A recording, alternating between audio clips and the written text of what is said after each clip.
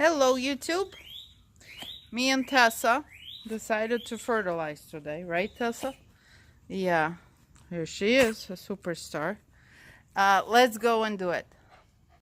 So you know the world of, there's Charlie and his tail. Please go away dog, thank you. The world of fertilizer is ginormous. Here's Bruce. Hi Bruce. But I decided to stick with my, oh my god, that was Charlie's tail.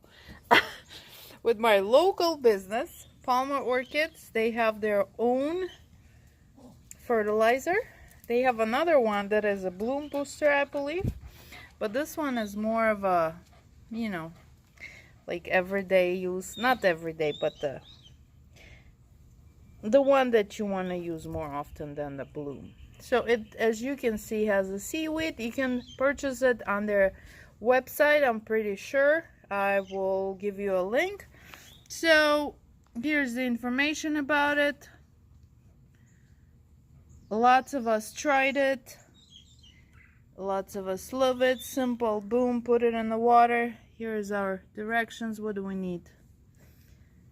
4.5 ounces per gallon. Okay, let's get down to business. This thing, there are different options, depends on how many. I should be, of course, buying the big one, but kind of broke, so I'm using what I got right here. So let's dilute it and let's go, and as we go and fertilize, we can see what's blooming as well, right? To mention that there's not only orchid fertilizer, you can use it for all the other stuff, you see. So if you get it, you are not only you know, on orchids like me, then, and you have other vegetables and stuff, plants like flowers and stuff, you can use it. There we go. So already put it in. When you do your fertilizer procedure, the main and very, very important thing is for you to read that instruction really, really careful.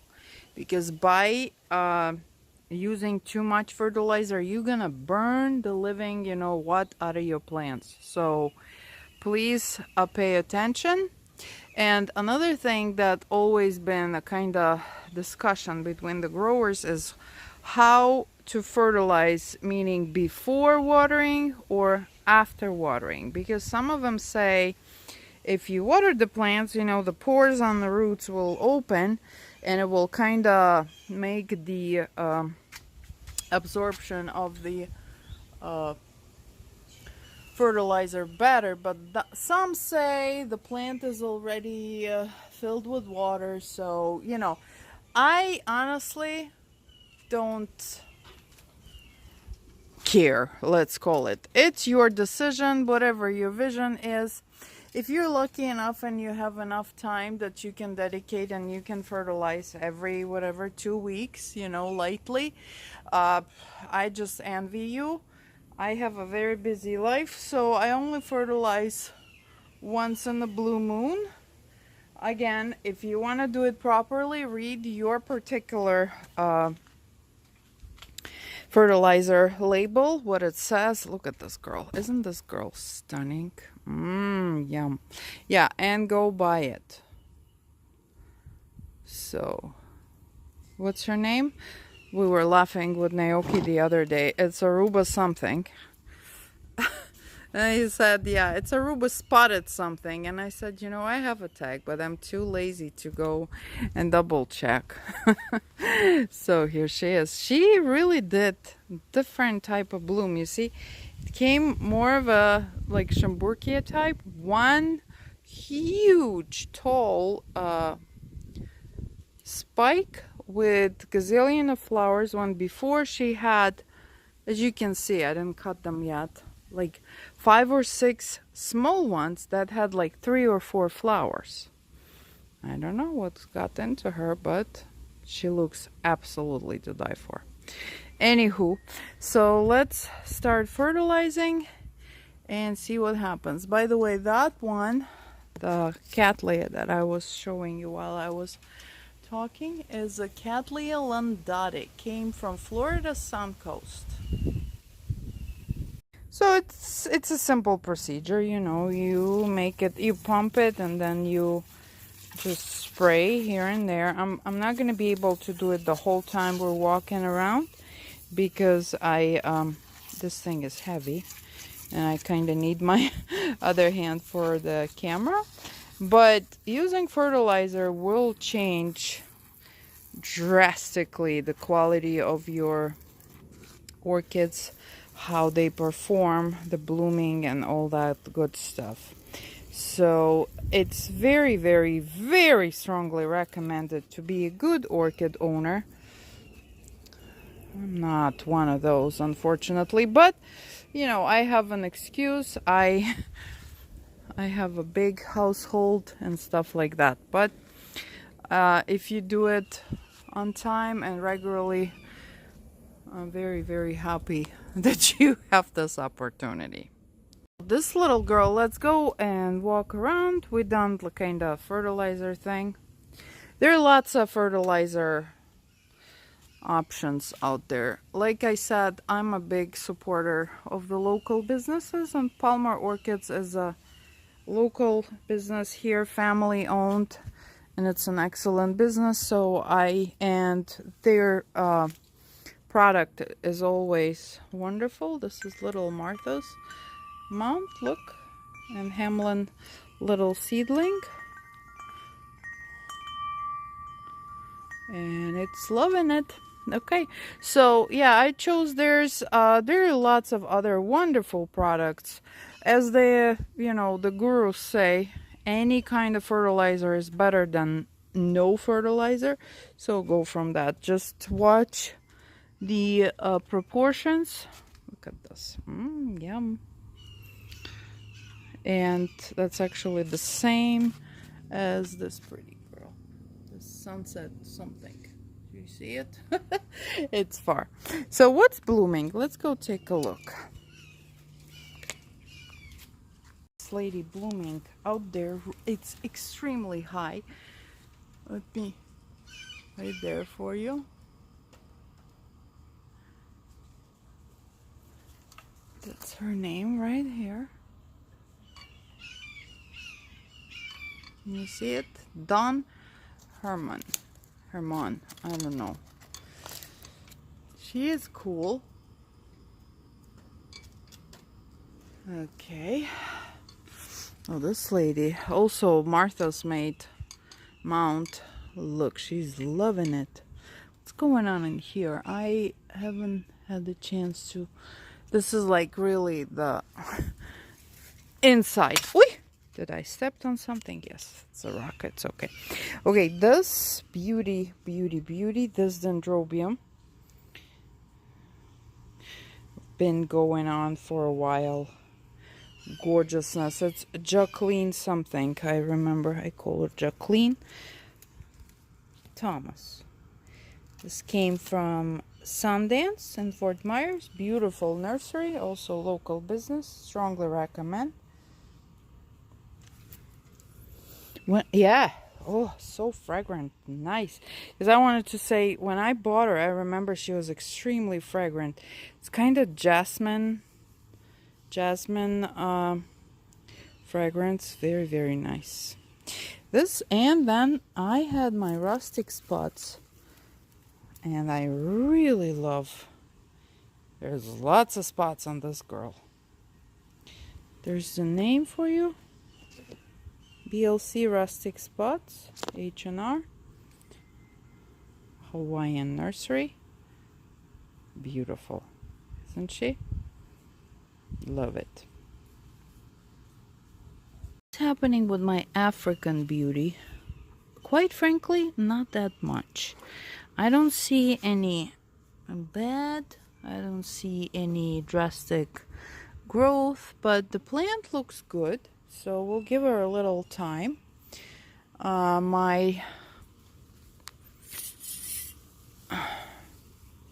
Tampensis alba, Florida native, is still doing beautiful blooming job, but it's of course getting down. It's been a good month. And then I haven't been here for a while. I was busy working. Miss Martha's 7 years old coming up. We might have a bloom over here. And as every year we have this tradition with her, I take her to Disney, which we used to be members of Disney, but Disney made some changes to their policies. It's basically untouchable now for regular families, but I'm working on it. Oh my God, look at that phal. So this phal is in my pot. And this is, I want to tell you, if you find the right spot for them, they gonna go bananas. Look at this beauty divine, isn't it? If you watch my videos, that's the one with the kind of yellow, beautiful lemony flowers.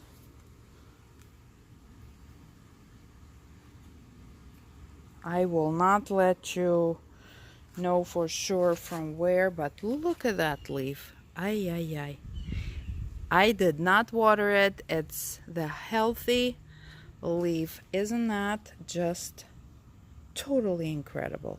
And the roots. So when the orchid is happy, they will definitely show you that they are happy. Right here. I need to somehow, this one keeps falling out. I believe that's Martha's gift. Yeah, and you are doing the weird thing. This is one of the brethren. This is the spike, guys. Look. Whee! And you know, sometimes we get really upset that the spike gets broken. Yeah, something bit the spike off right here. But guess what happened? And gave me double spike. It kind of drives me crazy the way these long spikers do it, but it's happy. So this table is really happened to be the happy spot for many orchids. Here, by the way, my memory problem. I put this girl in there with the plan to repot her one day. I think it's not gonna happen. She found her spot. This one is also from Brethren, from that sunken garden. And the name was the reason why I got it. Cupid's arrow. I wanted some arrows, so here we are. Other than that, not much happening. There's some vandas starting to bloom. And look at these roots. Oh my goodness. Dancers. So, oh, there's the yellow vanda. Let's go in there. I didn't fertilize them yet, so I will finish the video and I'll go. This is Conference Gold. Also, today is like all Martha's orchids. This is the one she chose at Plantio's open house, if you guys follow me. It's very, very, very cute little, more of a medium-sized orchid. Such a happy little bloomer. Look at this color. Beautiful. Yeah, I will try to be more, you know, time-wise organized with the orchids, but here we are. I had those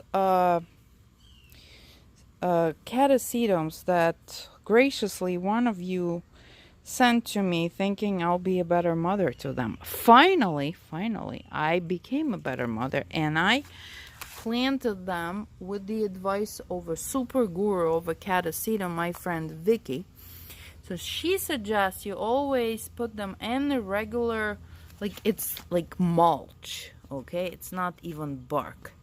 And look what happened here. I put them in there maybe a month ago. Boom. This one has a spike as well. Here, I didn't put the mulch because I was out of it.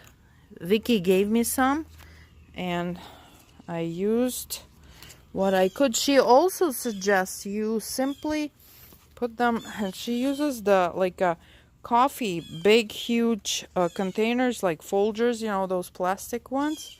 But I think these guys are smaller, so I used small pots, or wait, don't fall down, or I used my pretty pot for this large dude. So we'll see what happens. But I have some blooms. I'm excited because this is not my kind of success story orchids. So, oh, it's windy. Hopefully it will rain later. We've been really hot, like crazy hot. I cannot even explain to you how hot. It's morning. I go to work at like 8:15 and it's 87 degrees. So, okay, who is here? This girl is from Cruel Smith, and you've seen her before. She is absolutely to die for a bloomer. This is, I swear, she blooms like every 3 months, and very fragrant. And when I was buying them, they had like 5 or 6. I picked this one that was very, very dark. Love it. Look at her. Chocolate. Yeah, by the way, on the way to Disney, we'll see how it will work or not. Look, there's a bloom in here. Who is this?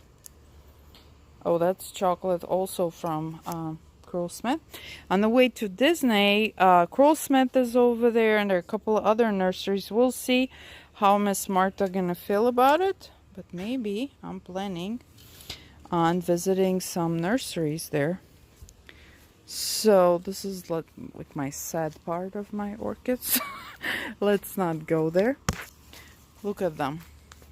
Hello, what are you doing? Are you burping, number one, and then you're ripping everything out, right? Bruce, you have seeds all over you. What a monkey. So I'm gonna go and fertilize.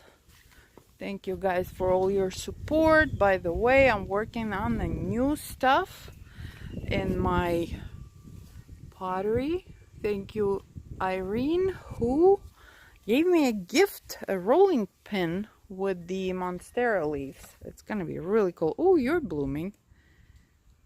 Quite frankly, I don't know if I'm impressed. That's one of the either Cuban or Jamaican species from Brethren, Cuba and Bahamas.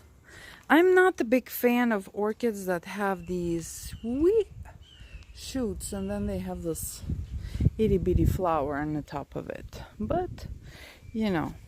So, I'm gonna go and finish my fertilizing process. Let's go see my... Oh, you know what I wanted to show you? It's not blooming now, but I made a video. Let me put it in right here.